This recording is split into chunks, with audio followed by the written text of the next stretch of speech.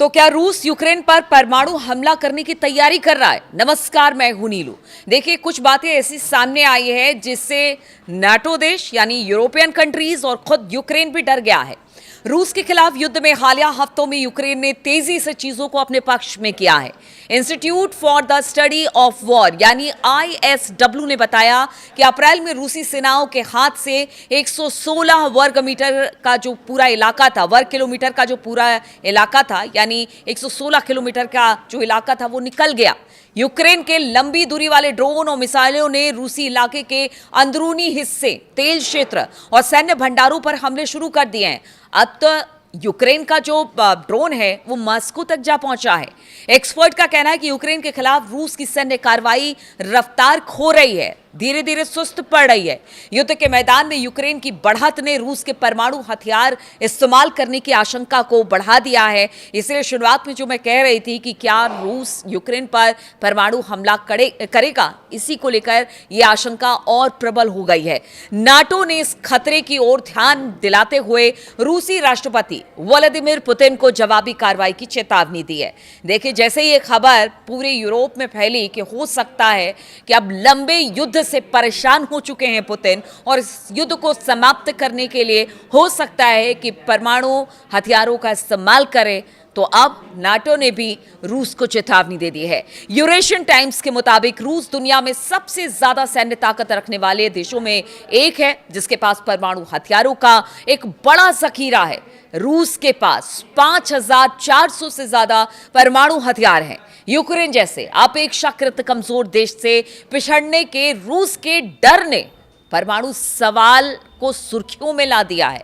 यानी देखिए, लग रहा था कि रूस अगर यूक्रेन से लड़ेगा, 4 साल से ज्यादा का वक्त हो गया है और उस समय कहा जा रहा था कि बहुत जल्द रूस जो है यूक्रेन को हरा देगा, ये लड़ाई महीने दिन तक भी नहीं चलेगी।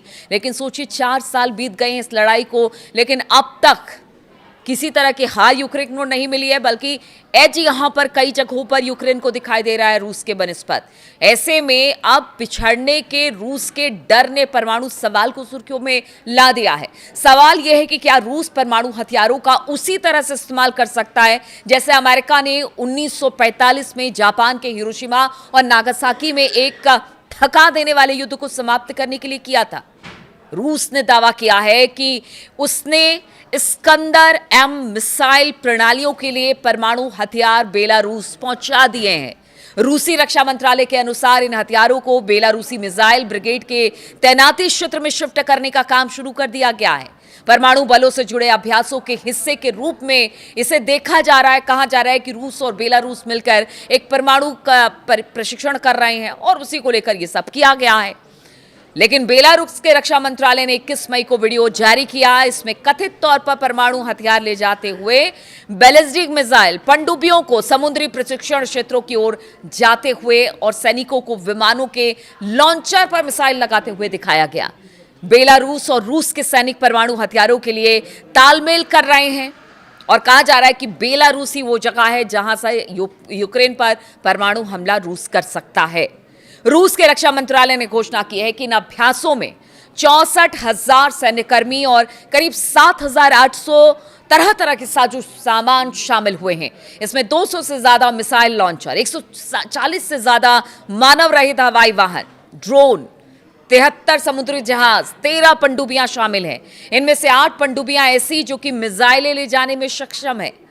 यूक्रेन ने कहा कि बेलारूस में रूसी परमाणु हथियारों की तैनाती और संयुक्त परमाणु अभ्यास वैश्विक सुरक्षा व्यवस्था के लिए चुनौती पेश करते हैं। बेलारूस नाटो की सीमाओं के पास अपना परमाणु ठिकाना बनाकर एक खतरनाक मिसाल कायम कर रहा है। इसकी उन सभी देशों को निंदा करनी चाहिए जो कि परमाणु कार्यक्रम का विरोध करते हैं।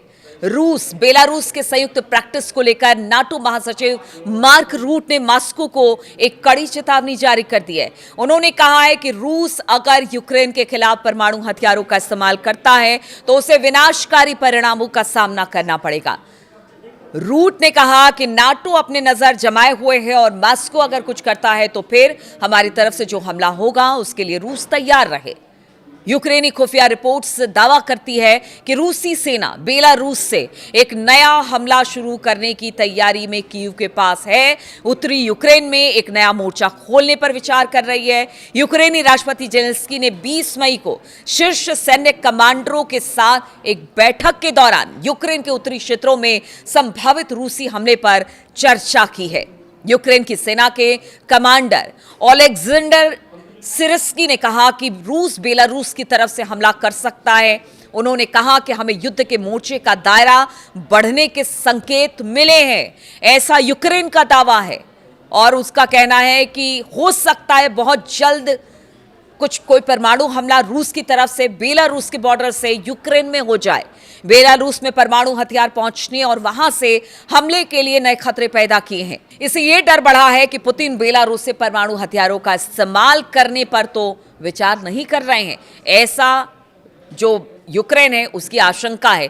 देखिए, ये युद्ध शुरू ही हुआ था, नाटो में शामिल होने यूक्रेन चाह रहा था, लेकिन रूस ऐसा नहीं चाहता था और रूस ने चेतावनी दी। जब यूक्रेन नहीं माना, उसने अपने जो मंशा है उसका त्याग नहीं किया, उसे छोड़ा नहीं, तो फिर रूस ने यूक्रेन पर हमला किया। लेकिन 4 साल बीत जाने के बाद भी अब कहा यह जा रहा है कि अब जो रूस है वो कहीं ना कहीं अपने बहुत सारी ज़मीनों को उस पर से उसका कब्जा हट गया है। इसके अलावा जो यूक्रेन की ड्रोन है वो बहुत विनाशकारी साबित हो रही है। अब तो उनके जो हथियार हैं, वो जो हमले हो रहे हैं वो मॉस्को तक हो रहे हैं। इसलिए लगता है अब पुतिन पेशेंस खो रहे हैं और अब उनको लगता है कि और कोई विकल्प नहीं है। 4 साल बीत गए हैं, इस लड़ाई को अगर खत्म करना है तो फिर आपको परमाणु बमों से हमला करना पड़ेगा या परमाणु हथियारों का इस्तेमाल करना पड़ेगा।